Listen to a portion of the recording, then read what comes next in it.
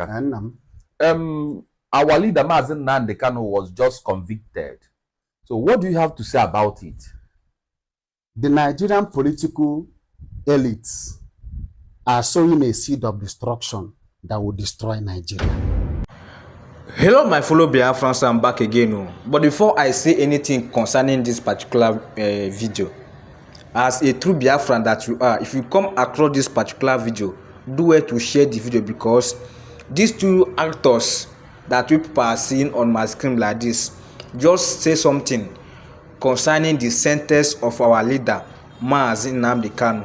So I don't want any of us to miss this particular video. So as a Biafran that you are, do well to share and drop your thoughts under the comment section. And if in case you haven't subscribed to this channel, what are you waiting for? Subscribe so that any day, anytime you see my my post, you can be able to share the video and rewatch it again. Major of Africa. Our leader, Nnamdi Kanu, was just convicted. So what do you have to say about it? The Nigerian political elites are sowing a seed of destruction that will destroy Nigeria. And if care is not taken, the kind of uprising gathering in Nigeria, we've been romanticizing with the bandits. We've been assimilating the bandits into the military. And by so doing, we've weakened our military. We've seen the Nigerian government negotiate with terrorists, armed terrorists in the Buebwe. But Nnamdi Kanu was jailed because of what? Tell me one thing. Show me the law. Show me that law that jailed Nnamdi Kanu. We had one prominent Yoruba leader in Lagos that threatened the Igbo people that they will be killed and they will be thrown inside the lagoon. Has that person been jailed? The answer is no. General Danjuma encouraged Nigerians to go and get guns to protect themselves. What happened to him? Nothing. What is happening to Nigeria is what is happening to a failed state. The Nigerian government must stand up and address this marginalization of the southeastern part of Nigeria. Nnamdi Kanu is a product of necessity. And what gave birth to his uprising in beginning, the southeast has been landlocked for donkey years. What has they done about it? They are tackling symptoms instead of tackling the root cause of the agitation. The Nigerian political leaders should wake up. This is not the way forward. If care is not taken, a lot will happen in Nigeria. They are jailed because no one Igbo call. Let truth be told.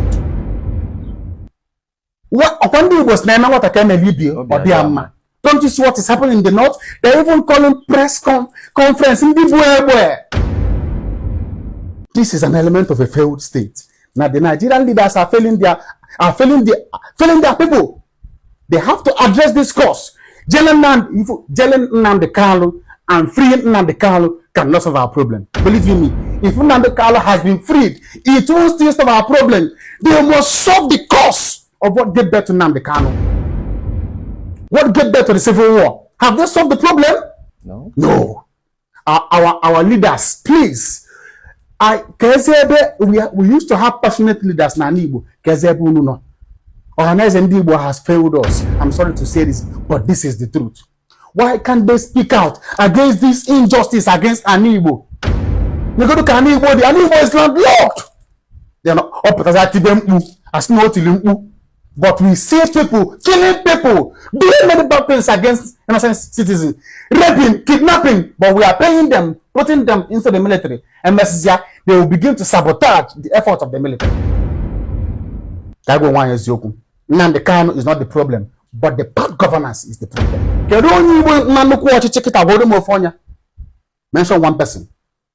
We are just serving them. We are just romanticizing with them. Since 1999, the Yoruba nation has produced president twice and vice president once. Emiloko, this is our turn. And I want people to understand this. We should tell them for presidency, for development. You cannot remove tribal in politics. It's not possible. You must pacify a particular tribe. Because the Igbo nation has given their all to the Nigerian state since 1960. Canadian water independence, or was it Nnamdi Azikiwe, Michael Opara, Mention them, Avani, Kokuta. We have given all to Nigeria, but Nigeria has failed us.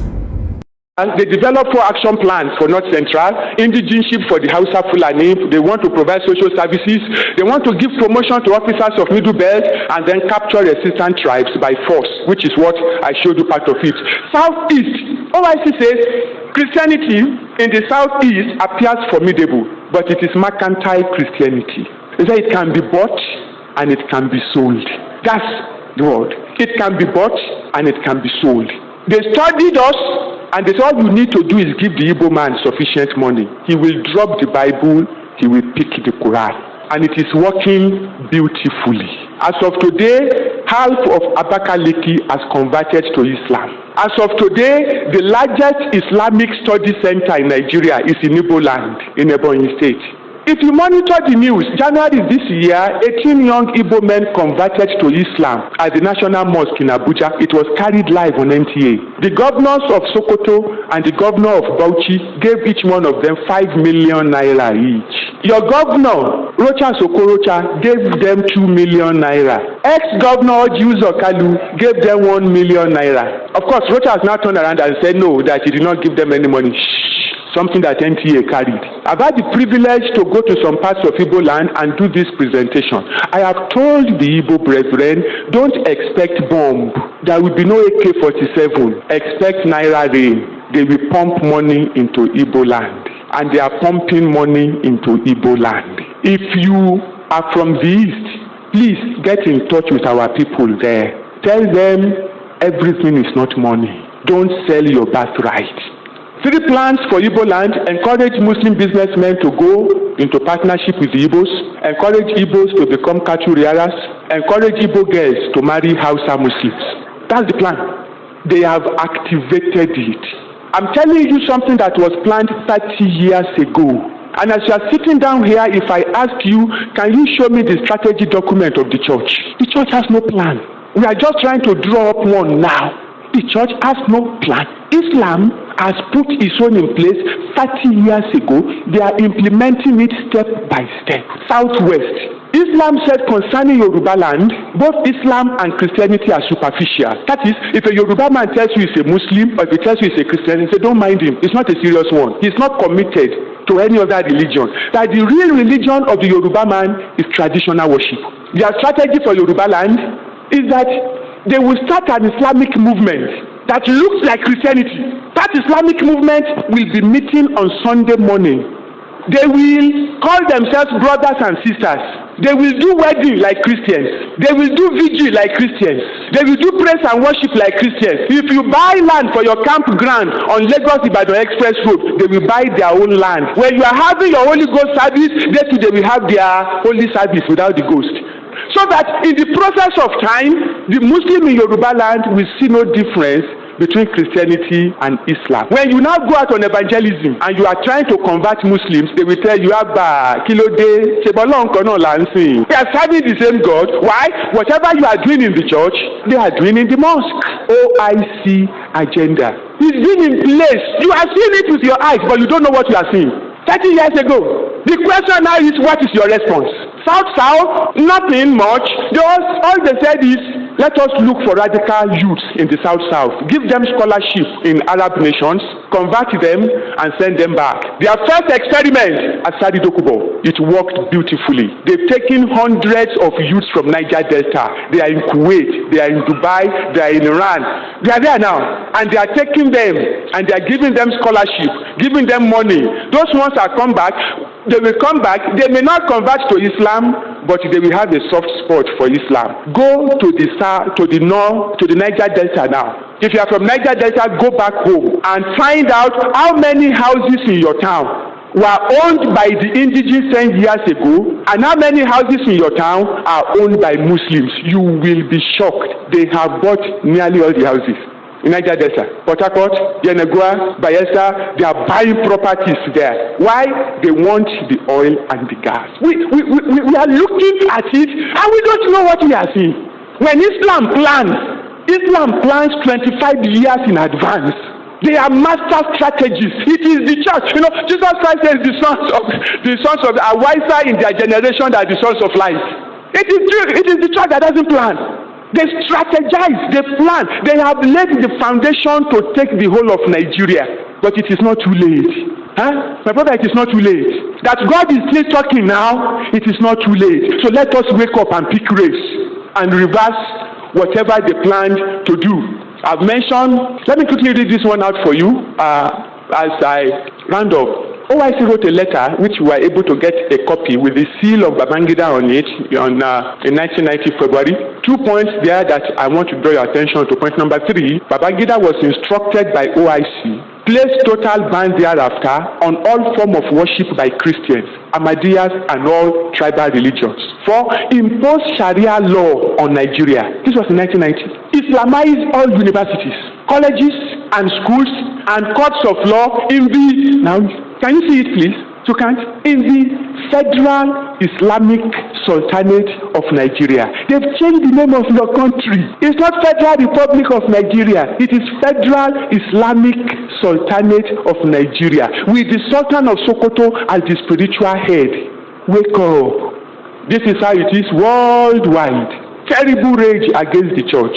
Worldwide. Mr. Olisa Agbakoba is already fighting this in his individual capacity. We may not have time to talk, but I quickly need to mention this. October 1988, the Christian Council of South Africa wrote letters to leaders of the church in Nigeria, warning them, now let me read it out for you, that there is a proposed plot by northern Muslims and their Arab OIC supporters to destroy churches, carry out mass murder of Christians in Nigeria with more intensity in the northern states of Nigeria. I was at the West African Theological Seminary doing this presentation when one of the elderly lecturers there got up and said, that is correct. I received a copy of this letter in 1988. I made copies and I gave it to leaders of the church. But the question is, what did the church do? Nothing. 1988. And what was described by the Council of Churches of South Africa in 1988, we are seeing it with our eyes. Carry out mass murder of Christians in Nigeria with more intensity in northern states of Nigeria. It's not a lie. So if anybody thinks that Boko Haram is restricted to the north, go think again. Unless the church rises and stops them, Boko Haram will come to the south. You know, they came to Osun State a few weeks ago. I hope you heard the story. They brought a bomb inside a bank in Osun State. People were vigilant, and they saw that 2 Hausa men who came carrying a bag left the bag and they walked out of the bank. So people ran out and they called the police, and the police came and saw that it was a bomb and they defused it. I'm sure you've not forgotten that last year they came to bomb the Third Mainland Bridge. I'm sure you remember. They were to bomb it on Friday. God exposed it on Wednesday. You forgotten? Aha. They don't give up. The church holds the key. But before the church can pray, and God will hear, and God will answer, the church must first and foremost return to repentance. The church must first and foremost return to discipleship. The church must return to holiness, because we cannot continue like this and expect God to hear us. Pastor, let me go. I think I should stop, because if I continue, I keep seeing things that I think so. Before I leave, let me mention this. There are 50 nations in the world that persecute Christians. 50 nations in the world. As of today, the worst nation where Christians are persecuted is Nigeria. Nigeria carries 66% of all the Christians killed worldwide. I'm not even quoting Nigerian sources, I'm quoting World Watch List. They said between November 2011 and October 2012, we recorded 1,201 killings of Christians worldwide, which gives an average of 100 killings a month, of which 791 happen in Nigeria. 66%, which means persecution of Christians is worse in Nigeria than in Saudi Arabia, Iraq, Iran, Afghanistan, Pakistan, Syria, Egypt, Libya, all of them combined. It is worse in Nigeria. If it has not gotten to you, it's on its way, but it will not get to you. My job is to give you this information so that you can go and reassess your Christian life as an individual and as a church. I show you this map. This is the map of Africa. Every area that is green there that has Muslim majority today used to be a Christian nation. The church fathers, early church fathers, were based in North Africa. Islam overran everybody. Islam is pushing down. Christ is pushing up. We are meeting at that red line. 90% of all the conflicts in Africa take place along that red belt. 90%, which proves that primarily every conflict in Africa is primarily a religious conflict. It's not a political conflict. It's Islam pushing down. And if you look carefully, that is where the Middle Belt is. And that's why I'm appealing to Christians in Nigeria, particularly in the South. Plateau State is our responsibility. Benue State is our responsibility. We must do everything possible to reinforce Christianity in the Middle Belt. Because if Islam should penetrate Middle Belt, the South is gone. Thank you very much for your attention. I give you a prayer point. If you will open your Bible to Jeremiah chapter 10 verse 11, the Bible says that the God that did not create the heavens and the earth, that's what I want you to pray. Thus shall ye say unto them, the God that did not make the heavens and the earth, even they shall perish from the earth and from under this heaven.